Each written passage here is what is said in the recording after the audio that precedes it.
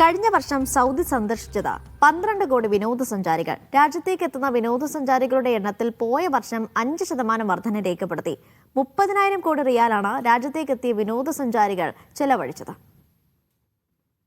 2025 12.2 കോടി വിനോദസഞ്ചാരികൾ സൗദിയിലേക്ക് എത്തിയതായി സൗദി ടൂറിസം മന്ത്രാലയം വെളിപ്പെടുത്തി. 2024 അപേക്ഷിച്ച് വിനോദസഞ്ചാരികളുടെ എണ്ണത്തിൽ 5% വർധനവാണ് രേഖപ്പെടുത്തിയത്.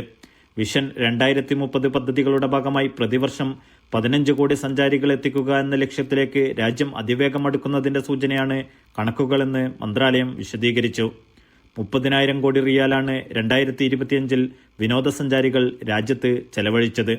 ഇത് 2024 അപേക്ഷിച്ച് 6% കൂടുതലാണെന്നും മന്ത്രാലയം കൂട്ടിച്ചേർത്തു. ടൂറിസം മേഖലയിലെ വർദ്ധിച്ചുവരുന്ന നിക്ഷേപം, വിനോദ സാംസ്കാരിക മേഖലകളിൽ വൈവിധ്യമാർന്ന പദ്ധതികൾ എന്നിവ മികച്ച നേട്ടത്തിന് കാരണമായി. 2030 രാജ്യത്തിന്റെ മൊത്ത ആഭ്യന്തര ഉൽപ്പാദനത്തിന്റെ 10% ടൂറിസത്തിൽ നിന്ന് കണ്ടെത്തുവാനാണ് സൗദി ലക്ഷ്യമിടുന്നത്. Naushad Rikkur, media 1, Dammam.